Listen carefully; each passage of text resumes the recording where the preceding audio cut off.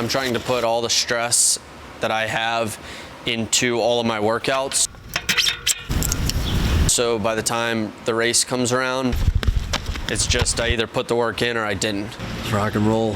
Carson Clough is always putting in the work and always on the go, whether it's swimming, running, biking, or making coffee. Clough is the co-founder of the popular Giddy Goat Coffee Roasters in Plaza Midwood, where you'll often see him, if you can catch up. Look at their faces. They're already mad I'm back here. For Clough, it's been constant movement for all of his 30 years. Bouncing off the walls, always competitive. I had endless energy. Sports, the ocean, and family nurtured that spirit. I was kind of given everything growing up. I definitely knew it too.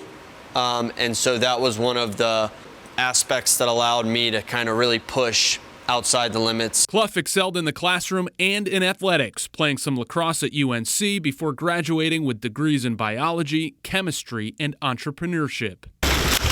Life was swimming right along until one summer day on Lake Norman 5 years ago, swimming back to the boat after wakeboarding, a freak accident unfolded. Both feet met the propeller, and I found out how strong those propellers really are. I noticed that there was blood. I did look up and see that my foot was missing. That night when we got the phone call, which nobody wants to get that phone call.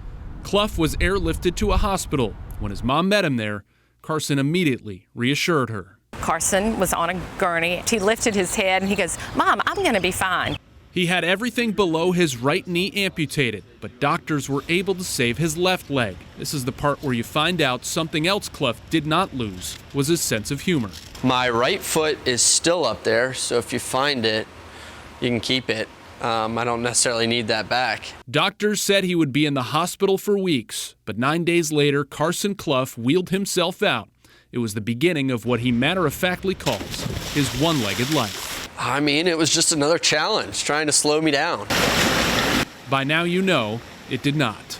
After a month, Clough got his first prosthetic leg and immediately began testing it out by taking small walks at Freedom Park. I just really had the mindset that wasn't exactly prescribed by all my doctors, but the more pain that I can put it through in the beginning, the better off it'll be in the end. Walking was the first step, then running, then a running leg, then biking and swimming. All of a sudden, USA Triathlon invited him for a test in Colorado Springs. Wasn't anything I did in my two-legged life.